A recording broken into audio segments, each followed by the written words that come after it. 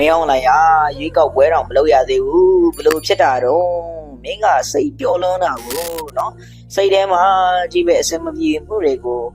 အောင့်ခံထားလို့ရှိရင်ဒီလိုပဲမိုးလေးပြီးနေတတ်တယ်ကွယ်နော်ဆိုတော့အခုစေယုံမှာတက်နေရတဲ့နော်မင်းရဲ့ဓာတ်ပုံတွေကိုကြည့်ပြီးတော့နိုင်ငံလုံးကပြည်သူတွေကတော့တော်တော်လေးကိုကြားတာကိုတွေ့ရတယ်ပေါ့နော်ဒီတာကလွဲပြီးတော့ဘာမှမဖြစ်ပါစေနဲ့တဲ့ဆိုတော့ကမ္ဘာပေါ်မှာအပူလောင်ဆုံးသောလူကမင်းအောင်နိုင်ဖြစ်နေတာပါဒီရွေးကောက်ပွဲပြတ်သွားမှာဆိုလို့ကိုတော်လေးကိုစိတ်ပူပန်နေရပြီမင်းအောင်နိုင်ဒီလိုမျိုးမိုးလဲသွားတာပဲဖြစ်ပါလိမ့်မယ်ဆိုတော့အခုနော်မင်းအောင်နိုင်တို့ဘလို့မှတရုတ်ကိုအောက်ကိုပြီးညှိနှိုင်းလို့မရတဲ့လက်နက်ကင်တပ်ဖွဲ့ကတော့ရခိုင်တပ်တော် AA ပါရခိုင်တပ်တော် AA ကဘလို့မှညှိနှိုင်းလို့မရဘူးဒါကြောင့်မလို့ရခိုင်တပ်တော် AA ရဲ့စစ်ဌာနချုပ်ဒီနေရာနဲ့ဗိုလ်ချုပ်ထွန်းမြတ်နိုင်နေထိုင်တဲ့နေရာကိုဘုံပေါင်းနော်ကျွန်တော်တို့ဒေါ်လာ100 မီလီယံ300ပါဆိုပြမျိုးတော့ပြစ်ချဆိုပြီးတော့မိန့်ထုတ်လိုက်တယ်နော်ပြီးတဲ့ကကျတော့ဒေဥပြင်မှာခဏခဏသွားရောက်ခလို့နေဗိုလ်ချုပ်ထွန်းမြတ်နိုင်ကိုလည်းဒေဥဆိုရအနေနဲ့ဖမ်းပေးဖို့အတွက်မင်းအောင်နိုင်တို့ကတောင်းဆိုမှုတွေရှိတယ်ဆိုတော့ဘယ်လောက်တည်းညစ်ပတ်လဲအမှသာကြည့်တော့ဘူးလဲလှဆွေလို့ဆိုရင်ပြအခုဥခင်တို့ဆိုရင်တို့အစိုးရဖြစ်လာတာနဲ့တခါတည်းအပြတ်ရှင်းမဲ့လက်နက်ကိုင်ပွဲစီကရခိုင်တပ်တော်အေးသာဖြစ်ကြောင်းနဲ့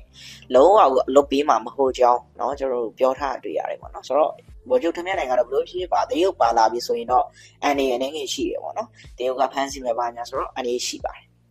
ဆိုတော့အခုဒီကနေ့မှာဆိုရင်တတွင်းထဲမှာမင်းအောင်နိုင်မူလေးပေါ့နော်မူလေးတဲ့ဆိုရင်နောက်ွယ်မှာဘလို့ဖြစ်နေလဲဆိုတော့အခုကမင်းအောင်နိုင်တို့ကကုလသမဂ္ဂရောအာဆီယံရောကနော်ကျွန်တော်တို့ EU ရောကမင်းအောင်နိုင်တို့ရွေးကောက်ပွဲကိုဗျာအတိအမှမပြုဆိုတော့တော်တော်လေးကိုအခြေအနေဆိုတဲ့အနေထားမှာနော်ဦးသိန်းစိန်မှာထပ်ပါလာတယ်ဦးသိန်းစိန်ကဗာပြောလဲဆိုတော့ဒီကုလသမဂ္ဂ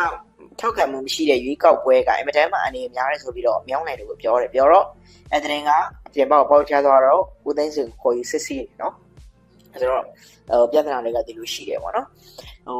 မနေ့ကအလုံးနဲ့တီချာရေးတိုင်းပါပြီမချုပ်စုံမြင့်ထုံးကဗာပြောလာလဲဆိုရင်မြန်မာနိုင်ငံရေးရွေးကောက်ပွဲကိုမြန်မာပြည်သူပြည်သားတွေထောက်ခံရပြီဘယ်သူမှထောက်ခံစရာမလိုဘူးဆိုပြီးတော့တဲပဲပြောသွားခဲ့တာပဲဖြစ်ပါတယ်ဆိုတော့ဦးသိန်းစိန်ကတော့သူနဲ့အမြင်မတူဘူးเนาะဒီရွေးကောက်ပွဲတစ်ခုဆိုတာကမ္ဘာကုလသမဂ္ဂကထောက်ခံရင်တော့ပို့ပြီးတော့အဆင်ပြေတယ်အိန္ဒိယအာဆီယံကထောက်ခံတော့ပို့အဆင်ပြေတယ်မို့ရင်အန်ဒီအနာဂတ်မှာနိုင်ငံရေးတိုးတက်မှုကိစ္စမှာတော်တော်လေးအန်ဒီရှိတယ်ဆိုပြီးတော့ထောက်ပြသွားခဲ့တာပဲဖြစ်ပါတယ်ထောက်ပြလို့လည်းဖန်ခံရတယ်ဗျာ